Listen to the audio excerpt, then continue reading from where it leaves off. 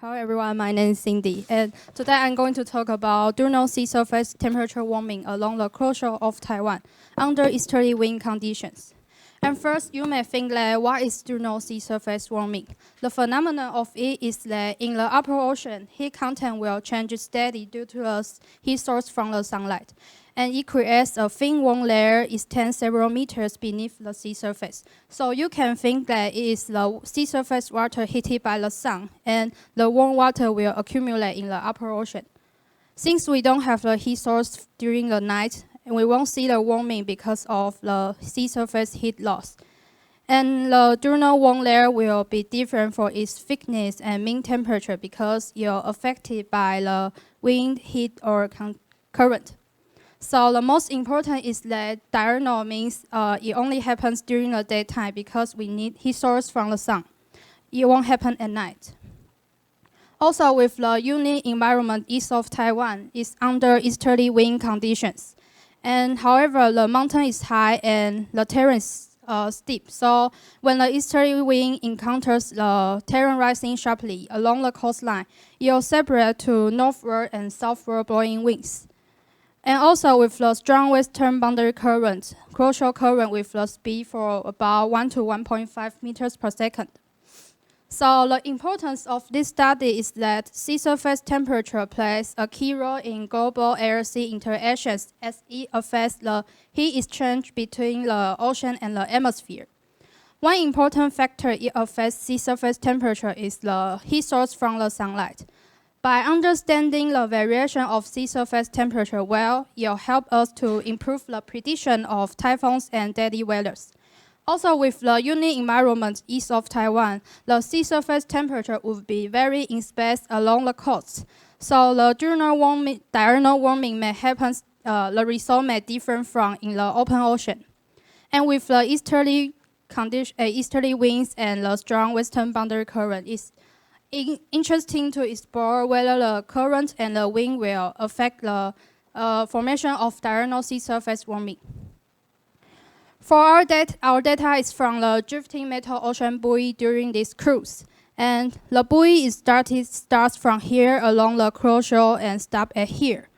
Also, what the buoy equips the sensor is that to measure like this to measure wind speed, to measure solar radiation, and ADCP to measure current. Also 52 temperature sensor in a 20 meters long chain. We also use hourly meteorological data from Hualien Station to support our study. We use satellite data as well, for example, sea surface temperature, and the wind data and the current data. And we use this sea surface temperature of the satellite from the Japan to linearly interpolate it along this buoy track, so the data will only show in this path. For our result, we have two main points. The first one is that the observation shows inhomogeneous diurnal sea surface temperature warming along the coast east of Taiwan. And the second part is that inhomogeneous diurnal sea surface temperature warming is due to the easterly wind, which is split by the terrain, and also strong coastal current. So we use the sea surface temperature during the daytime and the nighttime. The background color is sea surface temperature. The blue is the lowest, the red is the highest. And this black vector is the wind speed with this length of 5 meters per second. So what can we see is that where the wind were separated, which is called wind bifurcation or wind split point. And what it means is that no wind is moving north or south at the point, and it's like this direction. Also near the point is here, and you can see that the arrow is shorter than the black vector is shorter than in other regions. So we define as the wind is smaller than 2 meters per second is low wind. We can also see inhomogeneous sea surface warming along the coast and near the wind split point. However, we can see that during the nighttime, so it's a diurnal sea surface warming. And to further clarify, we use time series of solar radiation to compare with the sea surface temperature from the satellite data. Along the x-axis is the local time from September 1st to September 11th. Along the y-axis is the distance. And you can think that 0 is south and north if over 200 is north because the whole distance is along this buoy track. So the black vertical dashed line, it means the time at noon. And the red curve is solar radiation from September 1st to September 10th, and it's from Hualien Station. And the black curve is from September 5 to September 10th during a cruise. So you can see that the data from the cruise is similar to the data from Hualien Station. And this blue number, it means 10 events of sea surface temperature increase event number. So what can we see is that the diurnal sea surface warming is when the solar radiation reaches its maximum, the diurnal warming happens. And I choose the most clearly, event 7.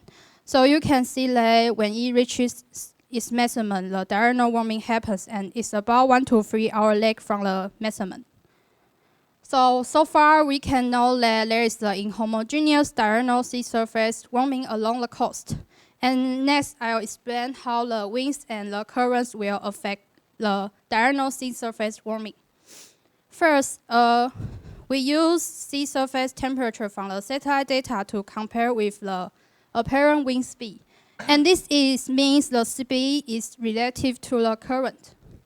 Along the x-axis is the time, and along the y-axis is the distance. So it's a little bit complicated, so I'll explain it first. Between these two green lines is the data measured by the buoy. And this black contour lines is 2 meters per second wind speed contour. And the blue and white plus signs is where the wind was separated at 8 o'clock. But what you need to know is that the brown color means wind speed is smaller than 2 meters per second. So we can know that where the warming occurs is related to the low wind region, which is smaller than 2 meters per second. And also you can see the warming is near this black contour line, and it's a 2 meters per second wind speed contour. And then we can see the data between these two green lines is the data from the buoy, and the result is similar to the satellite data. So as you can see in event A, when the warming happens, it is related to the low wind region. So then we use the data from the buoy to support our study. And while the x-axis is time, the y-axis is the depth from 0 to 15 meters deeper. And the first figure is temperature, the second is apparent wind speed. The first is difficult, so you just need to know that this figure tries to show us that whether sea surface water is stable or not. If the color is blue, it means stable. If the color is red, it means it's unstable. So we can know there is the inhomogeneous diurnal sea surface warming. And you can see that when the warming happens, the wind is smaller than 2 meters per second. And also the sea surface water is stable. So as you can see in other places, like this region, the wind is a little bit stronger, and the water is not as stable as this region. So you won't see a clearly diurnal sea surface warming. So we can know that warm water cannot mix with deeper ocean due to a low wind. And then, while we just use apparent wind speed to compare, we now add true wind speed for comparison. Again, apparent wind speed means the wind speed is relative to the current. So we can see in this event, the most sea surface temperature increase in the north portion of the track, while this pink contour line is this line. It means 0 meters per second wind speed without north and south movement, which means it's where the wind was separated. So you can see that the warming and the low wind region of this apparent wind speed, you can see in this event is northern than the pink contour line. However, the true wind speed shows southward of the low wind region. So we can know that closure current will affect the formation of diurnal sea surface warming because closure current is northeastward. So it will affect the warming northward. Then so far we can know that how the wind and the current will affect the formation of diurnal sea surface warming.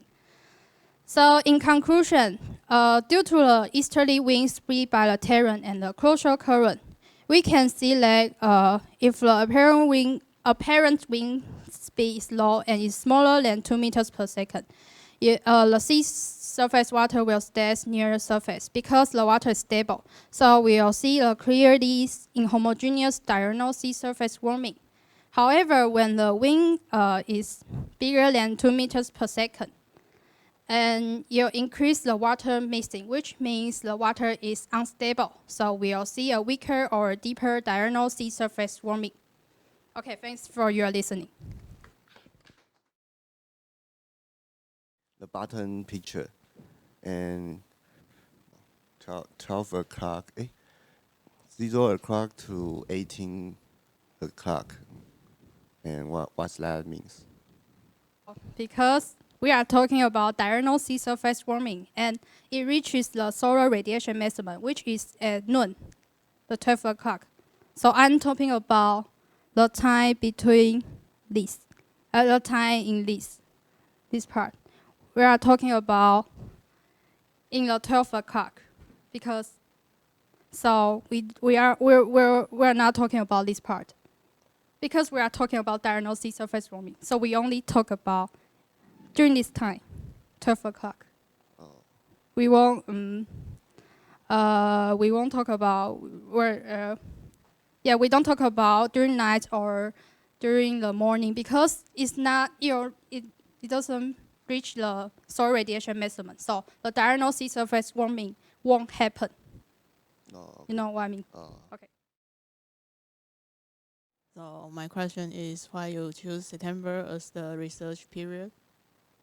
This paper don't talk about how the season will affect this diurnal sea surface warming. So because you're affected by the wind or the temperature, so I think it happens more in the summer, because the summer is more, it has more heat source from the sun. It's warmer in the summer. Yeah, but the paper don't talk about the season. So I don't know which month will happen more. Okay, thank you. What are the main causes of the inhomogeneous diurnal sea surface temperature warming? You're affected by the wind and the current, and also the heat source from the sunlight. So while we can see the inhomogeneous warming here, it's because the wind is lower, is weaker. And we define it, and on the following result, we find that when the wind is smaller than 2 meters per second, we can see so the water will be stable. So the sea surface water will heated by the sun, and the warm water will accumulate in the upper ocean because the water is stable, so it won't mix with the deeper ocean. So we can see the inhomogeneous diurnal sea surface warming here. Okay. To be honest, your presentation is pretty good. I don't know how to know how water is stable, and that the color bar is S 平方减4 n 平方. This is very difficult, so I skip this part. The S means shear, and the N means Nyquist, the buoyancy frequency. So it's difficult, right? So I only show the conclusion, which means this is stable and this is unstable. But they use the equations to calculate. They use many figures to calculate this conclusion. But I only show the conclusion. She challenged a relatively complicated paper, and I think she did a good job. But still, I think the overall issue is you have to keep in mind that the more complicated your talk is, the speed should be slower. And in my opinion, the talk speed for the whole talk was a bit too fast, especially at your slide number 14 to 15, when you presented a very complicated slide. and your talk was really blah, blah, blah, blah. So it's actually difficult, I think, for most students to follow. I think the introduction part was all nicely done, so she always used this small icon. Actually, the best way to explain terms is usually use image, so I think she used this skill very nicely, so you can see this kind of explanation from time to time. And okay, and this one was also nicely explained, like what is this diurnal sea surface warming, okay? And then later, again, she also has this, tells why we should care about it. So this is also nice. And here she used this photo from the paper to explain what kind of instrument was used. So this is very helpful because this helps us to imagine what has really been done during the study. So this is also very nice. And you see that she also used a lot of guidelines. That's nice. So during your talk, you have to avoid having to draw on the board, okay? Because first thing, I cannot record anything on the board, so please avoid doing that. Try to make everything in your slides.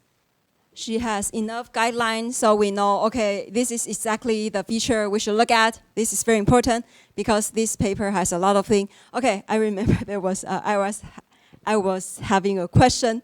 So actually, I was really wonder why there's easterly winds here. Maybe you can explain us next time, because I only know we have monsoonal winds. So that's the first thing. You have to keep in mind you are talking to general public. Okay, so, and she came back to these key point slides again and again. So keep us in the same thread so we don't trip around, okay.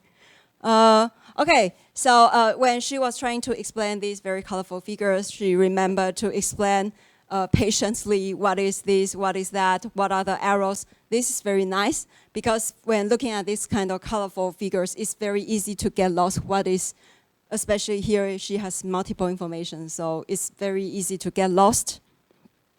And then she used this to point out the key feature.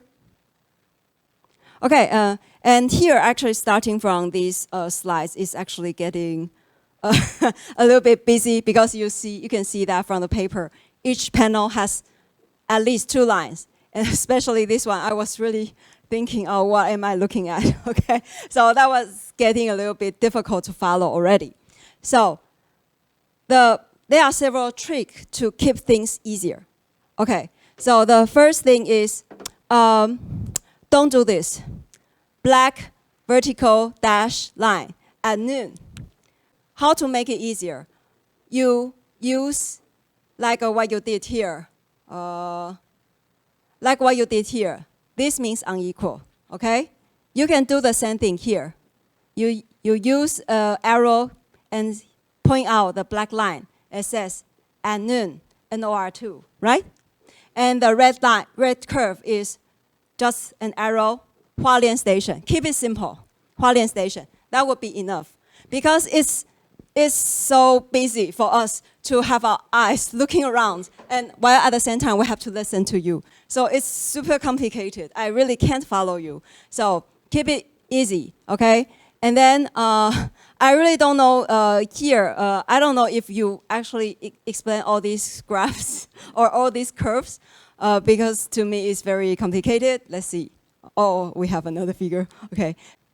Yeah, but it's good thing that after so many data, you can give us a short conclusion. What is a key point? So that's very nice. I don't know what. Yeah. So you have to stick to this tip. Don't do these kind of things. You just explain next to the figure. That will make things easier.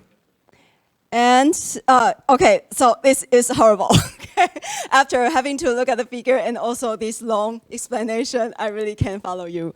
I don't know if you were aware that you were talking super fast. I know.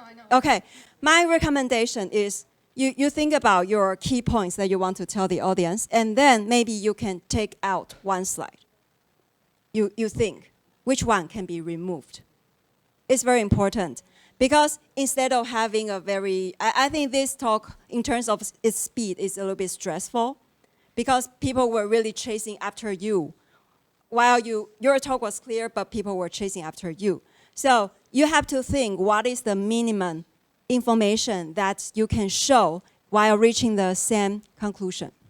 That's something you have to learn. You have to think what is the most important figure you want to show and explain it slowly, like the speed or like Arial speed. That is a good talk speed for explaining complicated concepts.